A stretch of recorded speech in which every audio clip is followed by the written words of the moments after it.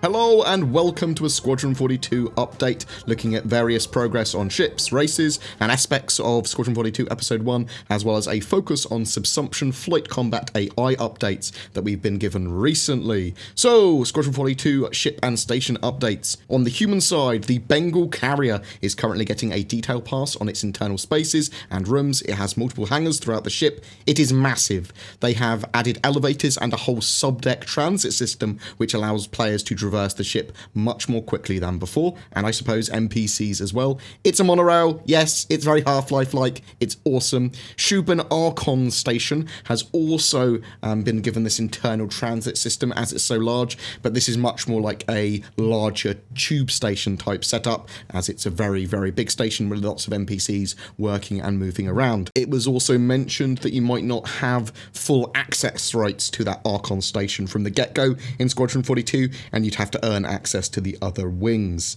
The Vandal. There are lots of Vandal ships that have been coming together recently, and there's a lot of focus on some of their lighter fighters, but also their larger ships too, and their ship-to-ship capital weapons, or at least ship-to-ship weapons that are going to use with their turret mounts. Now, these turrets have quite an organic design and look to deploy like a flower.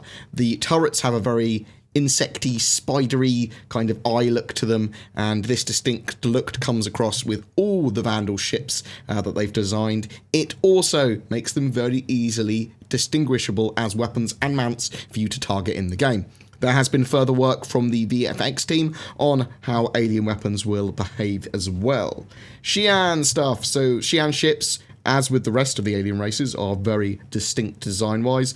They sort of like go with elegance and extreme high-tech looking with complex mechanisms. But it's sort of like their terminals, doors and gravity are all so vastly different from humanity's. It also looks like their consoles and items are almost built upon request. So you'd press a button, it would assemble the console in front of you, then pack it away into the smallest possible space.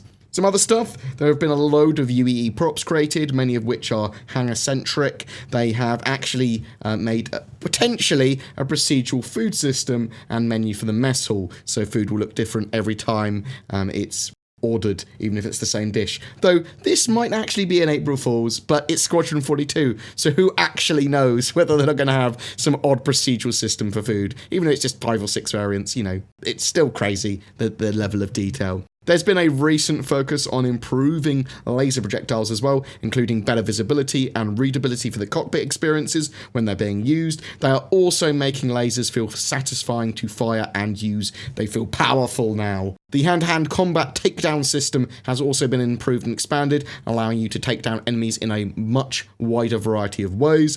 There's been a huge improvement to the skin shaders for characters as well, adding a much more realistic look to their faces, hair, facial hair, all that sort of stuff, and lighting as well seems to be significantly improved. I'm very much looking forward to seeing the latest updates to the Admiral Bishop speech, because he looked a little bit like a chipmunk back in the day in 2015 or whenever it was when they first showed that. Now, that's going to look absolutely fantastic now.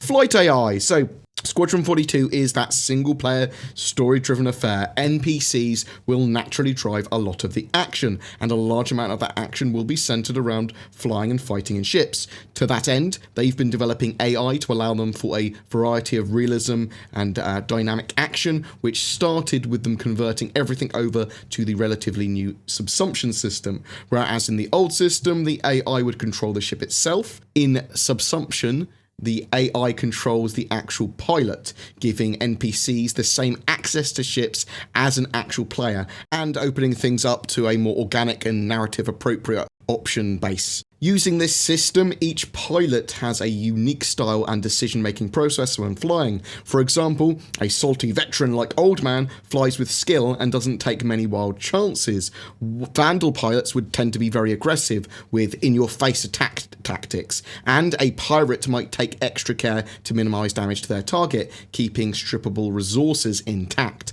The way any given pilot flies and fights are dictated by a skill system that considers several factors.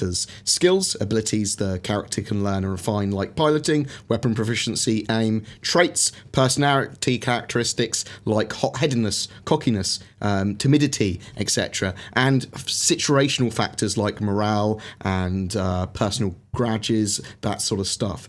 This, coupled with specific behavioural differences between ship types and how they handle, allows for nuances in each character's flight style and approach to combat, which change dynamically through the course of the game based on the way the story progresses. AI basically has all the same access to ship systems as players now. Stations, consoles, weapons, shields and countermeasures, and will be operating them separately. There's no major AI controlling the entire ship as a whole. They're controlling each individual AI on board, every individual NPC.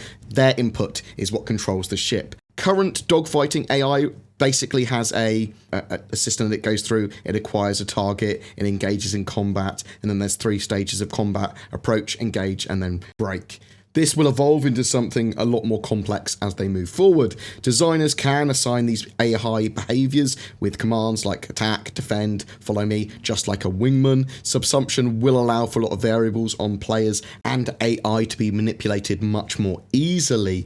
AI will have skills, as I said earlier, that can be learned or improved over time, and traits which are more permanent or added through major events. AI will also have morale, which is going to influence their behaviors, and they're going to be affected by these player actions, by their circumstances. There is also the Nemesis System, allowing the game to spawn AI who have a history with you in place of the normal AI that would have normally been spawned there.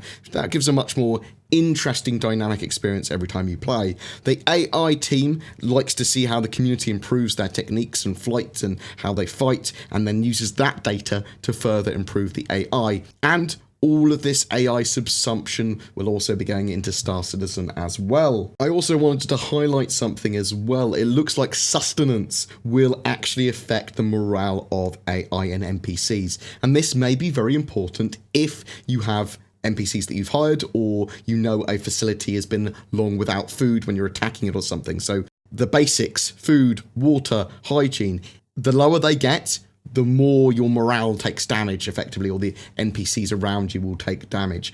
So just bear that in mind, because if you hire an NPC crew, you want to keep them well fed, you want to keep them at their highest possible efficiency, and you don't want them to panic or for their stats to decrease. Now, this is what I wanted from food and drink in game. I want it to affect NPCs, but not so much the player. So we'll have to see how far that actually goes, but I'm very happy with that particular way of doing food and drink in game. I do also want to bring people's attention to, again, this 3 lateral face rigs and the way that this is in the Unreal Engine.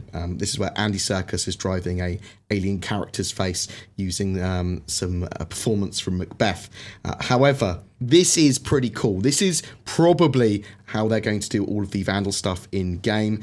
But it shows that 3 lateral who are working with Star Citizen with their face rigs and their all this facial motion capture stuff, it does show how they can translate this performance in-game to have aliens speaking and doing cool stuff for their performances. It was just super impressive. I'll link the original video down below as well, but it was absolutely superb. Every month we have a giveaway for a ship for Star Citizen. This time for April, it's the massive heavy salvage ship, the Aegis Reclaimer, provided by our featured app, My Radar. My Radar is a free weather app that includes full-scale maps of the 3 moons of Crusader in Star Citizen now: Yela, Selen, and Daymar. Users can scroll around the interactive maps and zoom in to see the landscape and geography of the moons. My Radar is available in the US, Europe, Japan, South Korea, and coming this summer to Australia. It is also a real weather app allowing you to see weather in those countries, and is available on iOS, Android, and Windows. Please check it out in the links below. But to be in for a chance of winning that Reclaimer, which is flyable in-game now,